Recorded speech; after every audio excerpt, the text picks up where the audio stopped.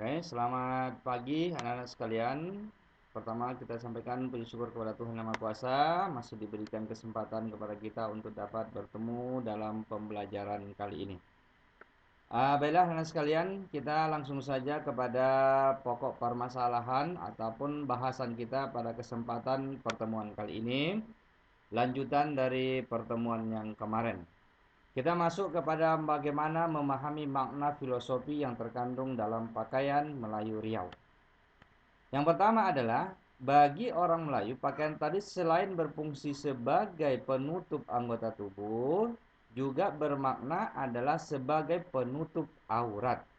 Ya, karena ini sesuai dengan syariat atau ajaran dalam masyarakat Islam yang mayoritas penduduk di Riau ini. Jadi, selain daripada itu juga untuk menutup aurat. Kemudian ada beberapa motif yang dilihat daripada ciri khas pakaian ini. Yang pertama adalah kita lihat dari motifnya dulu. Ya, dilihat dari corak atau motifnya. Pakaian Melayu tadi ada beberapa simbol atau makna-makna tertentu. Yang pertama adalah dari sisi warnanya. Ya, yang pertama warna kuning, ini biasa untuk raja-raja. Warna merah, hijau, biru itu masing-masing memiliki ya fungsi dan tujuan dari masing-masing warna tersebut, menunjukkan identitas daripada si pemakai pakaian tersebut. Selanjutnya, pakaian Melayu juga disebut dengan istilah ya beberapa ya makna yang terkandung dari sisi fungsinya.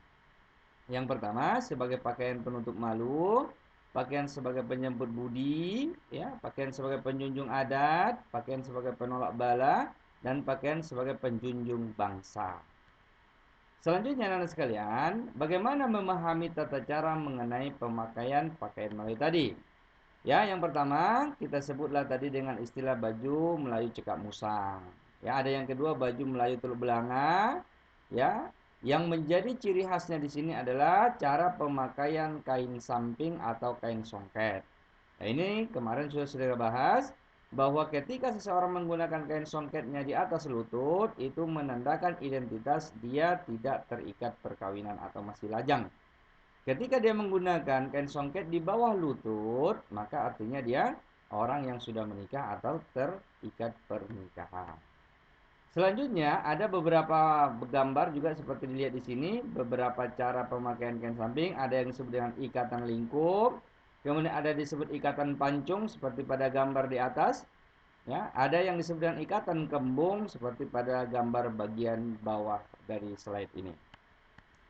Selanjutnya anak sekalian, untuk pemakaian kain kepala ini juga dipergunakan pada perempuan atau anak gadis ataupun orang yang sudah dewasa. Ya, biasanya ini dibuat seperti bentuk penutup kepala pada perempuan seperti yang ada pada gambar di samping.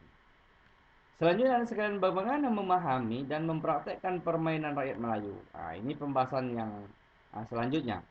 Yang pertama seperti permainan gasing adalah merupakan permainan tradisional masyarakat Melayu ya yang mana sampai hari ini eksis dan mempengaruhi ya adanya perkembangan zaman atau modernisasi sehingga terjadi ya perubahan ya pada dasarnya sama.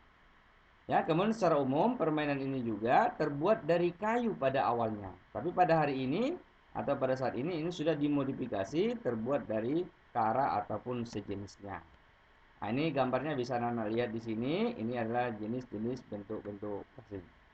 Ya, kemudian cara bermainnya ini gampang saja, menggunakan tali yang cukup panjang dan lemparkan, dan siapa yang paling lama dalam perputarannya atau paling lama putarannya inilah yang dianggap menang.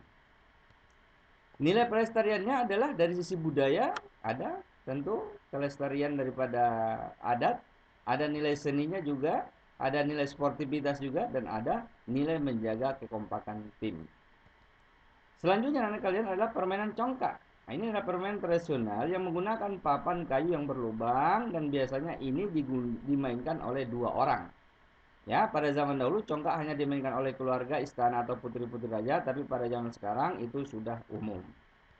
Nah, ini seperti gambar anak-anak bisa lihat, ya bentuk biasanya diisi kelereng atau diisi batu ataupun sejenisnya sebagai simbol atau hitungan.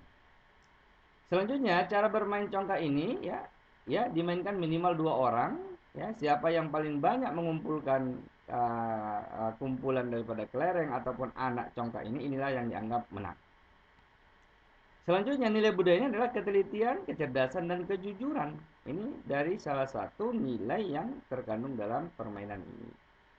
Ya, selanjutnya yang selanjutnya adalah permainan patok lele. Ini juga ya dimainkan oleh anak-anak juga orang-orang dewasa.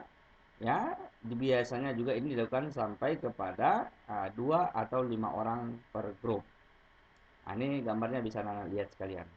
Kemudian cara bermain patok lele sama dengan permainan yang lain pada umumnya adalah dikumpulkan dari ya nilai yang dihimpun oleh masing-masing kelompok yang dianggap menang. Nilai budayanya yang tergantung adalah ya seperti kecermatan, ya, nilai keagamaan juga ada di sana dan juga nilai sportivitas. Selanjutnya anak sekalian, pembahasan kita adalah masalah geografis Riau. Ya, Riau disebut dengan negeri lancang kuning karena ya terdiri dari ya sejarah-sejarah berdirinya provinsi Riau ini. Kemudian Riau secara umum terbagi pada 2 wilayah, ada wilayah daratan, ada wilayah perairan. Kemudian untuk Riau hari ini terdiri dari 12 kabupaten kota. Nah, ini yang berwarna merah adalah masuk kepada kota, ya, yakni dari 12 kabupaten kota tadi ada 2 yang masuk kota dan 10 lagi masuk kategori kabupaten. Selanjutnya sekalian adalah nama-nama sungai di Riau. Ya, nama-nama sungai terbesar di Riau ini ada beberapa, paling tidak ada 5. Di Pekanbaru yang membentang sampai ke Siak ada namanya Sungai Siak, ya. Kemudian ada Sungai Kampar yang membentang di antara Kota Bangkinang sampai ke wilayah Kampar, Pelalawan. Kemudian ada Sungai Kuantan di Kabupaten Sukansing, Kuantan Singingi. Ya, kemudian ada juga Sungai Indragiri di Kabupaten Negeri Hulu, ada juga Sungai Rokan yang ada di bentangan Kabupaten Rokan Hulu dan Rokan Hilir. Baiklah anak sekalian, ini barangkali untuk pembahasan kita pada kesempatan kali ini. Mudah-mudahan nanti kita akan lanjutkan pada sumber daya manusia Riau pada pertemuan selanjutnya. Demikian saja, mudah-mudahan ini bermanfaat dan kerjakan tugasnya sesuai dengan perintahnya. Lebih kurang mohon maaf dan sampai bertemu pada pertemuan selanjutnya. Selamat pagi dan semoga masih ada pertemuan selanjutnya. Demikian saja, bye-bye semuanya.